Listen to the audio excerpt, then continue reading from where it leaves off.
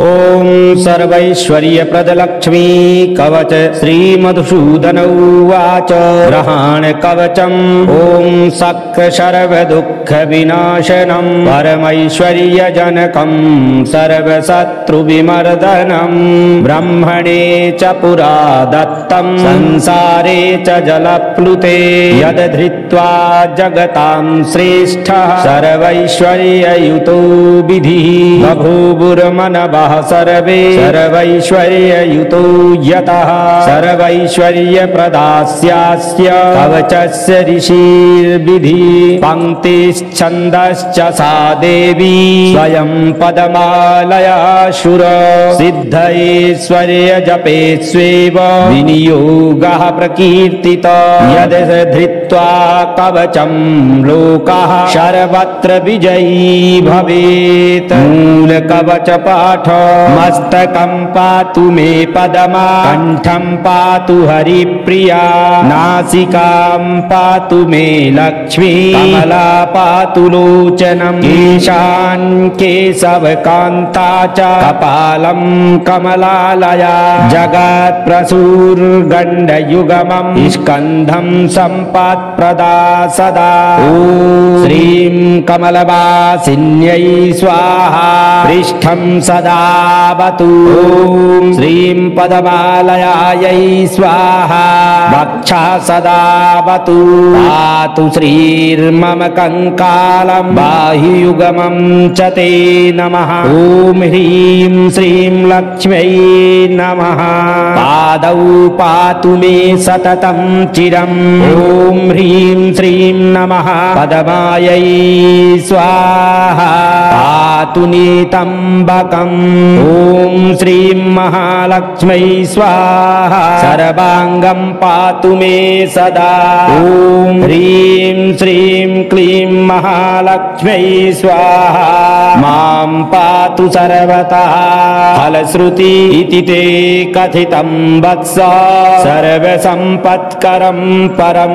सर्वैश्वर्यप्रदं नाम कवचं परमाद्भुतं गुरुमभ्यर्च्य विधिवत् कवचं सरयितु यः कण्ठे वा दक्षिणे बाहौ स सर्वविजयी भवेत् महालक्ष्मीर्ग्रहं तस्य न जहाति कदाचन तस्य छायैव सततं सा च जनमनि जनमनि इदं कवचमज्ञात्वा भजे लक्ष्मीं सुमन्दधीः शतलक्षे प्रजाप्तोऽपि न मन्त्रः सिद्धिदायकः इति श्रीब्रह्मवैवर्ते इन्द्रं प्रति हरिणोपदिष्टं लक्ष्मी कवचं सम्पूर्णम् ॐ महालक्ष्म्यै च विद्महे विष्णुपत्न्यै च धीमहि तन्नो लक्ष्मी प्रचोदयात् ॐ महालक्ष्म्यै च विद्महे विष्णुपत्न्यै च धीमहि तन्नो लक्ष्मी प्रचोदयात् ॐ महालक्ष्म्यै च विद्महे विष्णुपत्न्यै च धीमहि तन्नो लक्ष्मी प्रचोदयात् सर्वैश्वर्यप्रदलक्ष्मी कवच श्रीमधुसूदन उवाच ग्रहाण कवचम् ॐ सक्कशर्वदुःखविनाशनम् परमैश्वर्यजनकं सर्वशत्रुविमर्दनम् ब्रह्मणे च पुरा दत्तं संसारे च जलप्लुते यदधृत्वा जगतां श्रेष्ठः सर्वैश्वर्ययुतो विधिः बभूवुर्मनवः सर्वे सर्वैश्वर्ययुतो यतः सर्वैश्वर्यप्रदास्यास्य कवचस्य ऋषिर्विधि पङ्क्तिश्छन्दश्च सा देवी स्वयं पदमालयाशुर सिद्धैश्वर्यजपे स्वेव विनियोगः प्रकीर्तितः यद् धृत्वा कवचं लोकः सर्वत्र विजयी भवेत् मूलकवच पाठ मस्तकं पातु मे पदमा कंठं पातु हरिप्रिया नासिकां पातु मे लक्ष्मी कमला पातु लोचनं लोचनम् केशान् केशवकान्ता च कपालं कमलालया जगत्प्रसूर्गण्डयुगमम् स्कन्धं सम्पत्प्रदा सदा ॐ श्रीं कमलवासिन्यै स्वाहा पृष्ठं सदावतु ॐ श्रीं पद्ममालयायै स्वाहा वक्षा सदावतु पातु श्रीर्मम कंकालं बाहुयुगमं च ते नमः ॐ ह्रीं श्रीं लक्ष्म्यै नमः पादौ पातु मे सततं चिरम् ॐ ह्रीं श्रीं नमः पद्मायै स्वाहा पातु नितम्बकम् ॐ श्रीं महालक्ष्म्यै स्वाहा सर्वाङ्गं पातु मे सदा ॐ ह्रीं श्रीं क्लीं महालक्ष्म्यै स्वाहा मां पातु सर्वतः फलश्रुति इति ते कथितं वत्स सर्वसम्पत्करं परं सर्वैश्वर्यप्रदं नाम कवचं परमाद्भुतं गुरुमभ्यर्च्य विधिवत् कवचं सरयितु यः कण्ठे वा दक्षिणे बाहौ स सर्वविजयी भवेत् महालक्ष्मीर्ग्रहं तस्य न जहाति कदाचन तस्य छायैव सततं सा च जनमनि जनमनि इदं कवचमज्ञात्वा भजे लक्ष्मीं सुमन्दधीः शतलक्षे प्रजाप्तोऽपि न मन्त्रः सिद्धिदायकः इति श्रीब्रह्मवैवर्ते इन्द्रं प्रति हरिणोपदिष्टं लक्ष्मी कवचं सम्पूर्णम् ॐ महालक्ष्म्यै च विद्महे विष्णुपत्न्यै च धीमहि तन्नो लक्ष्मी प्रचोदयात् ॐ महालक्ष्म्यै च विद्महे विष्णुपत्न्यै च धीमहि तन्नो लक्ष्मी प्रचोदयात् ॐ महालक्ष्म्यै च विद्महे विष्णुपत्न्यै च धीमहि तन्नो लक्ष्मी प्रचोदयात् सर्वैश्वर्यप्रदलक्ष्मी कवच श्रीमधुसूदन उवाच ग्रहाण कवचम् ॐ सक्कशर्वदुःखविनाशनं परमैश्वर्यजनकं सर्वशत्रुविमर्दनं ब्रह्मणे च पुरा दत्तं संसारे च जलप्लुते यद्धृत्वा जगतां श्रेष्ठः सर्वैश्वर्ययुतो विधिः बभूवुर्मनवः सर्वे सर्वैश्वर्ययुतो यतः सर्वैश्वर्यप्रदास्यास्य कवचस्य ऋषिर्विधि पङ्क्तिश्छन्दश्च सा देवी स्वयं पद्ममालयाशुर सिद्धैश्वर्यजपे स्वेव विनियोगः प्रकीर्तितः यद् धृत्वा कवचं लोकः सर्वत्र विजयी भवेत् मूलकवचपाठ मस्तकं पातु मे पद्मा कण्ठं पातु हरिप्रिया नासिकां पातु मे लक्ष्मी कमला पातु लोचनं केशान् केशवकान्ता च कपालं कमलालया जगत्प्रसूर्गण्डयुगमं स्कन्धं सम्पत्प्रदा सदा ॐ श्रीं कमलवासिन्यै स्वाहा पृष्ठं सदावतु ॐ श्रीं पद्ममालयायै स्वाहा वक्षा सदावतु पातु श्रीर्मम कंकालं बाहुयुगमं च ते नमः ॐ ह्रीं श्रीं लक्ष्म्यै नमः पादौ पातु मे सततं चिरम् ॐ ह्रीं श्रीं नमः पद्मायै स्वाहा पातु नितम्बकम् ॐ श्रीं महालक्ष्म्यै स्वाहा सर्वाङ्गं पातु मे सदा ॐ ह्रीं श्रीं क्लीं महालक्ष्म्यै स्वाहा मां पातु सर्वतः फलश्रुति इति ते कथितं वत्स सर्वसम्पत्करं परं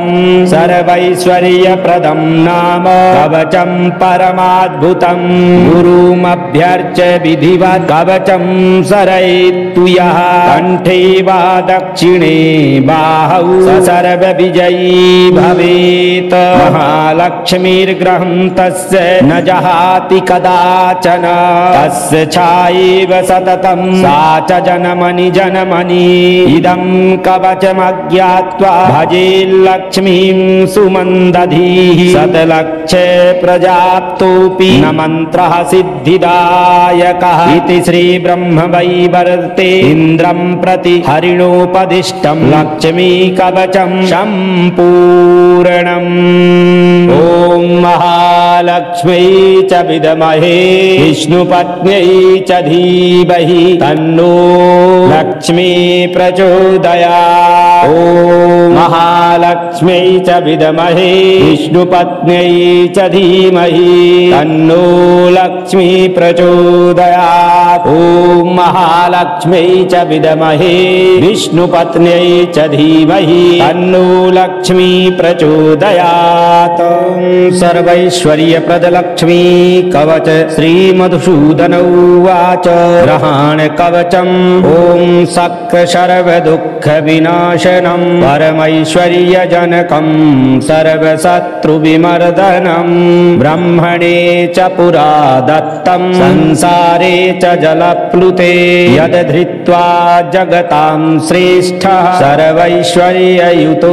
विधिः बभूवुर्मनवः सर्वे सर्वैश्वर्ययुतो यतः सर्वैश्वर्यप्रदास्यास्य कवचस्य ऋषिर्विधि पङ्क्तिश्छन्दश्च सा देवी स्वयं पदमालयाशुर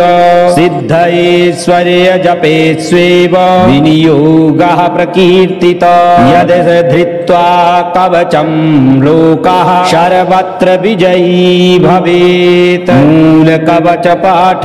मस्तकं पातु मे पदमा कण्ठं पातु हरिप्रिया नासिकां पातु मे लक्ष्मी कमला पातु लोचनं केशान् केशवकान्ता च कपालं कमलालया जगत्प्रसूर्गण्डयुगमं स्कन्धं सम्पत्प्रदा सदा ॐ श्रीं कमलवासिन्यै स्वाहा पृष्ठं सदावतु ॐ श्रीं पदमालयायै स्वाहा वक्षा सदावतु पातु श्रीर्मम कंकालं बाह्युगमं च ते नमः ॐ ह्रीं श्रीं लक्ष्म्यै नमः पादौ पातु मे सततं चिरं ॐ ह्रीं श्रीं नमः पदमायै स्वाहा पातु नीतम्बकम् ॐ श्रीं महालक्ष्म्यै स्वाहा सर्वाङ्गं पातु मे सदा ॐ ह्रीं श्रीं क्लीं महालक्ष्म्यै स्वाहा मां पातु सर्वतः फलश्रुति इति ते कथितं वत्स सर्वसम्पत्करं परं सर्वैश्वर्यप्रदं नाम कवचं परमाद्भुतं गुरुमभ्यर्च्य विधिवत् कवचं सरयेत्तु यः कण्ठे वा दक्षिणे बाहौ स सर्वविजयी भवेत् महालक्ष्मीर्ग्रहं तस्य न जहाति कदाचन तस्य छायेव सततं सा च जनमनि जनमनि इदं कवचमज्ञात्वा भजेल्लक्ष्मीं सुमन्दधीः शतलक्षे प्रजाप्तोऽपि न मन्त्रः सिद्धिदायकः इति श्रीब्रह्मवैवर्ते इन्द्रं प्रति हरिणोपदिष्टं लक्ष्मी कवचं सम्पूर्णम् ॐ महालक्ष्म्यै च विद्महे विष्णुपत्न्यै च धीमहि तन्नो लक्ष्मी प्रचोदयात् ॐ महालक्ष्मी महालक्ष्म्यै च विद्महे विष्णुपत्न्यै च धीमहि तन्नो लक्ष्मी प्रचोदयात्। ॐ महालक्ष्म्यै च विद्महे विष्णुपत्न्यै च धीमहि तन्नो लक्ष्मी प्रचोदयात्। सर्वैश्वर्यप्रदलक्ष्मी कवच श्रीमधुसूदन उवाच ग्रहाण कवचम् ॐ सक्र सर्वदुःखविनाशनं परमैश्वर्यजनकं सर्वशत्रुविमर्दनं ब्रह्मणे च पुरा दत्तं संसारे च जलप्लुते यद्धृत्वा जगतां श्रेष्ठः सर्वैश्वर्ययुतो विधिः बभूवुर्मनवः सर्वे सर्वैश्वर्ययुतो यतः सर्वैश्वर्यप्रदास्यास्य कवचस्य ऋषिर्विधि पङ्क्तिश्छन्दश्च सा देवी स्वयं पदमालया शुर सिद्धैश्वर्यजपे स्वेव विनियोगः प्रकीर्तितः यद् धृत्वा कवचं लोकः सर्वत्र विजयी भवेत्। मूलकवचपाठ मस्तकं पातु मे पदमा कण्ठं पातु हरिप्रिया नासिकां पातु मे लक्ष्मी कमला पातु लोचनं केशान् केशवकान्ता च कपालं कमलालया जगत्प्रसूर्गण्डयुगमं स्कन्धं सम्पत्प्रदा सदा। ॐ श्रीं कमलवासिन्यै स्वाहा पृष्ठं सदावतु। ॐ श्रीं पदमालयायै स्वाहा वक्षा सदावतु पातु श्रीर्मम कंकालं बाह्युगमं च ते नमः। ॐ ह्रीं श्रीं लक्ष्म्यै नमः पादौ पातु मे सततं चिरम्। ॐ ह्रीं श्रीं नमः पदमायै स्वाहा पातु नितम्बकम्। ॐ श्रीं महालक्ष्म्यै स्वाहा सर्वाङ्गं पातु मे सदा। ॐ ह्रीं श्रीं क्लीं महालक्ष्म्यै स्वाहा मां पातु सर्वतः। फलश्रुति इति ते कथितं वत्स सर्वसम्पत्करं परं सर्वैश्वर्यप्रदं नाम कवचं परमाद्भुतं गुरुमभ्यर्च्य विधिवत् कवचं सरयितु यः कण्ठे वा दक्षिणे बाहौ स सर्वविजयी भवेत्। महालक्ष्मीर्ग्रहं तस्य न जहाति कदाचन तस्य छायैव सततं सा च जनमनि जनमनि इदं कवचमज्ञात्वा भजे लक्ष्मीं सुमन्दधीः शतलक्षे प्रजाप्तोऽपि न मन्त्रः सिद्धिदायकः इति श्रीब्रह्मवैवर्ते इन्द्रं प्रति हरिणोपदिष्टं लक्ष्मी कवचं सम्पूर्णम्। ॐ महालक्ष्म्यै च विद्महे विष्णुपत्न्यै च धीमहि तन्नो लक्ष्मी प्रचोदयात्। ॐ महालक्ष्म्यै च विद्महे विष्णुपत्न्यै च धीमहि तन्नो लक्ष्मी प्रचोदयात्। ॐ महालक्ष्म्यै च विद्महे विष्णुपत्न्यै च धीमहि तन्नो लक्ष्मी प्रचोदयात्। सर्वैश्वर्यप्रदलक्ष्मी कवच श्रीमधुसूदन उवाच ग्रहाण कवचम् ॐ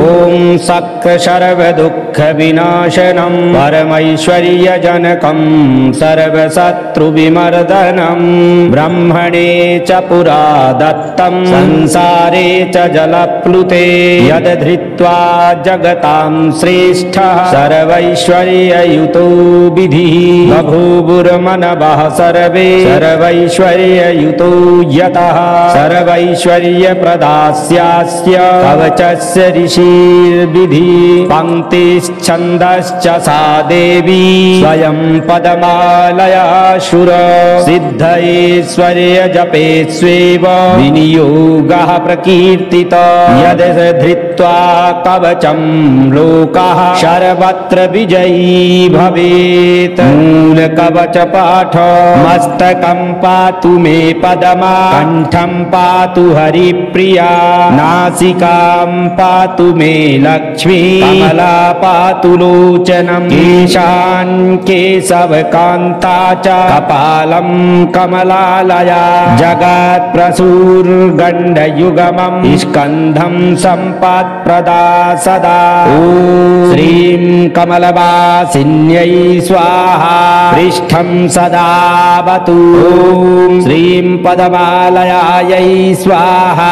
वक्षा सदावतु पातु श्रीर्मम कंकालं बाह्युगमं च ते नमः ॐ ह्रीं श्रीं लक्ष्म्यै नमः पादौ पातु मे सततं चिरं ॐ ह्रीं श्रीं नमः पदमायै स्वाहा पातु नितम्बकम् ॐ श्रीं महालक्ष्म्यै स्वाहा सर्वाङ्गं पातु मे सदा ॐ ह्रीं श्रीं क्लीं महालक्ष्म्यै स्वाहा मां पातु सर्वतः फलश्रुति इति ते कथितं वत्स सर्वसम्पत्करं परं सर्वैश्वर्यप्रदं नाम कवचं परमाद्भुतं गुरुमभ्यर्च्य विधिवत् कवचं सरयितु यः कण्ठे वा दक्षिणे बाहौ स सर्वविजयी भवेत् महालक्ष्मीर्ग्रहं तस्य न जहाति कदाचन तस्य छायैव सततं सा च जनमनि जनमनि इदं कवचमज्ञात्वा भजे लक्ष्मीं सुमन्दधीः शतलक्षे प्रजाप्तोऽपि न मन्त्रः सिद्धिदायकः इति श्रीब्रह्मवैवर्ते इन्द्रं प्रति हरिणोपदिष्टं लक्ष्मी कवचं सम्पूर्णम् ॐ महालक्ष्म्यै च विद्महे विष्णुपत्न्यै च धीमहि तन्नो